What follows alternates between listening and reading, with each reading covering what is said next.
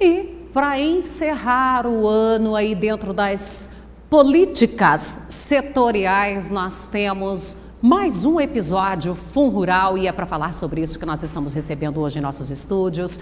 Aires Furquim. Aires, boa tarde. Boa tarde, Fabélia, e muito obrigado pela oportunidade da gente poder tratar desse assunto que é tão importante. E o Aires, para quem ainda não o conhece, ele é produtor rural, ele é advogado e é um parceiro sempre, que a gente já explorou algumas vezes e continua explorando. Esta aprovação que aconteceu ontem, do ponto de vista jurídico, do seu ponto de vista como produtor, até onde é positivo, até onde é negativo? Bom, nós temos que partir de uma ideia originária de que o próprio projeto de lei, esse 9206/2017 do Senado Federal, ele traz uma confissão pública de que o produtor rural paga duas previdências sociais. Ele paga na folha e paga no faturamento bruto. Tanto que surge no limiar da discussão a ideia é que lá em 2019 o produtor vai poder optar em pagar pela folha de pagamento ou pela produção total. Então o que nós temos hoje é uma colcha de retalhos, é uma forma de encontrar um remendo para algo que está rasgado. Ou seja, eu vou admitir que eu estou errado e que eu devo.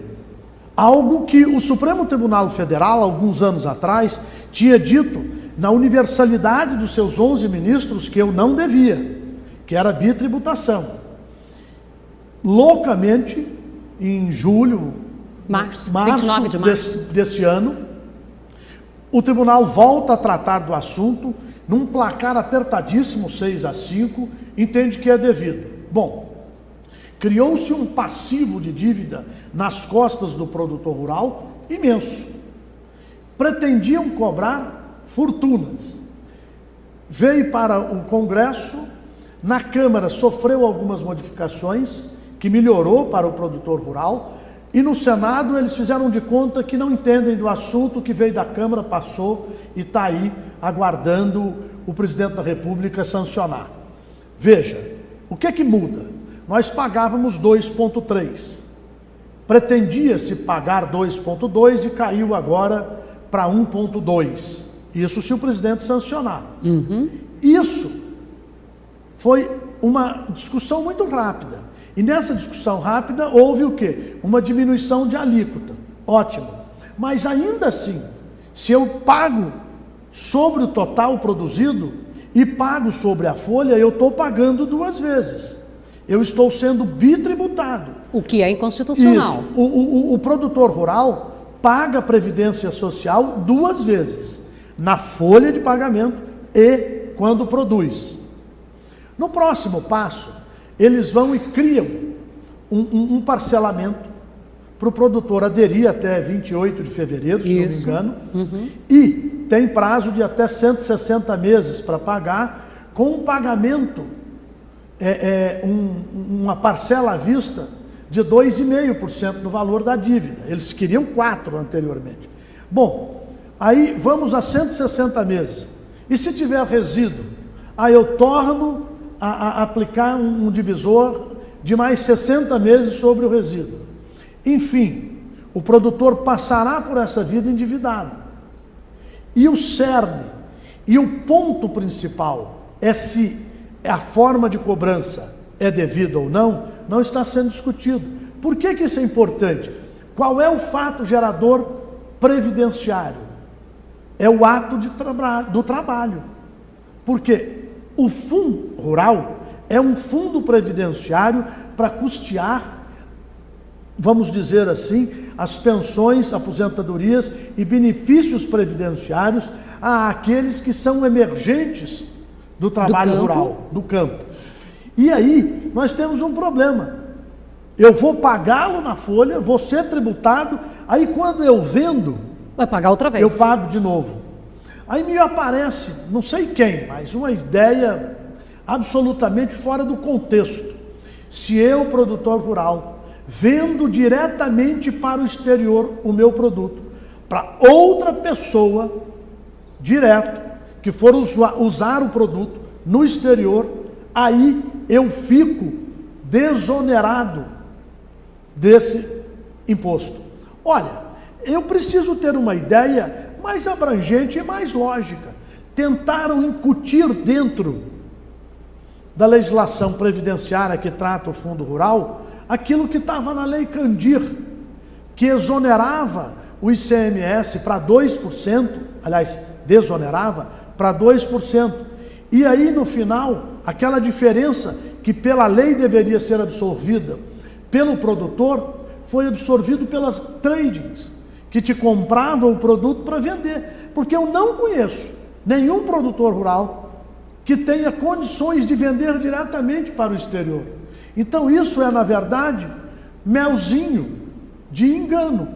Eu não acredito que, mesmo passando pelo crivo da sanção presidencial, esse hoje projeto de lei possa ser norte de segurança jurídica para o campo.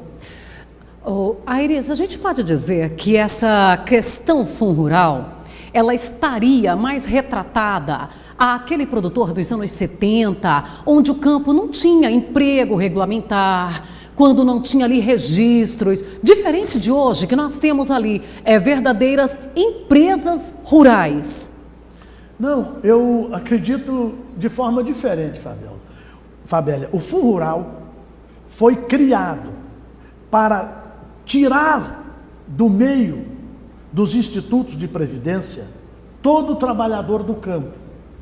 Só tem que, ao tirar isso, criaram regras que permitisse à União receber mais. Ou seja, você tinha o Instituto da Previdência, era o IEPC, IEPTEC, e vários que foram reunidos no INPS de antigamente, que virou o INSS, só que eles tiraram o trabalhador rural e colocaram ele nesse fundo.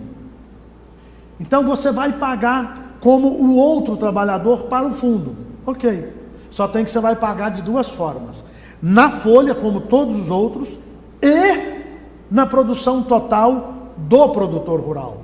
Então, o que acontece? Fere a Constituição. Isso. Quando diz que todo mundo é igual. Vamos aqui no mundo urbano. Você paga 8% e o empregador 12%. Lá no mundo rural, não tem isso, porque você tem essa divisão sobre a folha, mas e aquele que é sobre a produção total? Vai para onde e é gerido como e por que eu tenho que pagar duas vezes? Essa pergunta não calou. Nós temos e nem foi respondida. Isso, principalmente. Então nós temos que continuar. E haverão outros recursos, haverão outras oportunidades que nós temos que continuar discutindo. Discutir por quê? Porque o tributo, ele só existe para gerar bem-estar social. E eu só consigo gerar bem-estar social onde todos os polos, pagador e beneficiário, estejam pagando e recebendo com justiça. Nós temos equidade na forma de pagar. Agora, como está, não é errado. E o produtor continua penalizado. Caiu de 2,3 para 1,2. Pô, mas esse 1,2 não é devido. Que seja 0,001. Não é devido. Você pode mandar perguntas, você pode participar com a gente. Nosso WhatsApp é o 64999884400. A sua participação de qualquer lugar do Brasil, aqui com Sucesso no Campo. Dando tempo aqui, a gente vai colocando. E essa questão do devido ou não devido. Nós também vemos assim, sabe?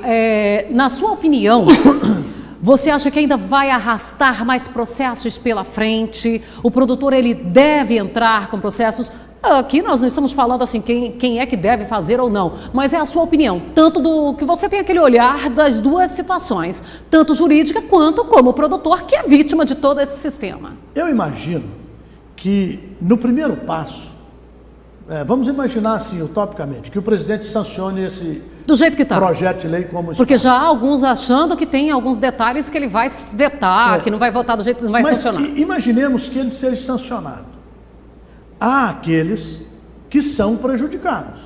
Então, as associações, ou seja, as entidades do agronegócio têm que se manifestar.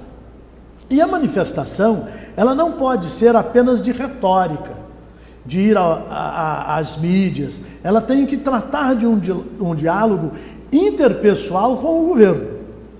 Passado um determinado espaço de tempo, que não é maior do que 6 meses, se isso continua emperrado, é a hora então de começarmos a buscar novamente a justiça.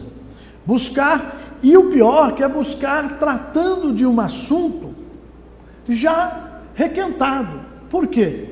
Porque continuamos pagando 2 vezes. Agora, com maior dificuldade, porque o Supremo voltou atrás e tem uma outra ideia. Ainda que não seja súmula vinculante hoje, eu duvido que não será dentro de um espaço pequeno de tempo. Então, esse é um caminho a ser percorrido novamente. Mas eu prefiro entender que o diálogo nos leva a um porto mais seguro do que simplesmente irmos à justiça. O Aires, nós temos aí essa questão do passivo, que é uma discussão, que a principal discussão ainda é ter gerado esse passivo. E nós temos, assim, várias situações. Aquele produtor que não fez nada e ficou esperando, não depositou, não fez nada. Aquele que tem liminar, aquele que pagou.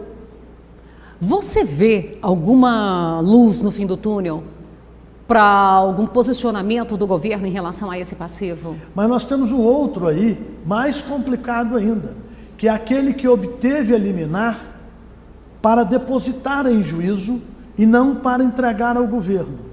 Então, você mencionou 3 fontes para o passivo. Nós temos mais uma. E o pior, quem é o maior prejudicado? É aquele que nunca pagou? É aquele que pagou parte? É aquele que depositou e não entregou ao governo? Porque o governo foi lá e sacou esse dinheiro que estava preso, mas agora ele vem dizer que tem que ser corrigido. Então, essa situação, esse passivo fenomenal que nós temos, ele precisa de ter uma solução. A solução apresentada pela Câmara e pelo Senado ontem é de que eles vão lá, nós vamos estabelecer o valor devido por cada um dos produtores. Valor original. Vamos corrigir por meio da Selic, vamos aplicar juros e correções monetárias normais. E aí, se eu aderir àquilo que o governo me fez de oportunidade, eu pago 2,5% desse que é um valor, presente de grego. Acredito.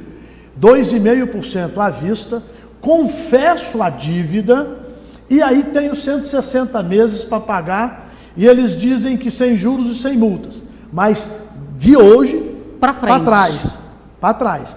Para frente tem juro. Então, este é um modus operandi encontrado pelo governo, verdade, menos forte do que foi proposto pelo governo, a Câmara abrandou, mas ainda é uma grande injustiça. Mas será que já não é uma estratégia? Eu peço 10 pensando em fechar com 6? Não, até é. Normalmente os projetos que vêm para dentro do Congresso vêm com margem para ser discutido. Mas eu te pergunto, ao dia que eu consegui uma decisão, era manso e pacífico no Supremo de que não era devido. E o juiz, existe uma quantidade enorme de decisões que muitos dos juízes diziam lá dentro que, embora pessoalmente discordavam, que entendiam que era injusto, que o produtor tinha que pagar, mas pela súmula vinculante emanada do Supremo Tribunal Federal, ele deixava as convicções pessoais e autorizava o produtor a não recolher. Ora, a própria semântica mostra que aquele momento não era devido. E agora chega uma pessoa e diz, olha, você deve tantos milhões. Então, isso indiscutivelmente vai ser discutido na justiça, Fabíola.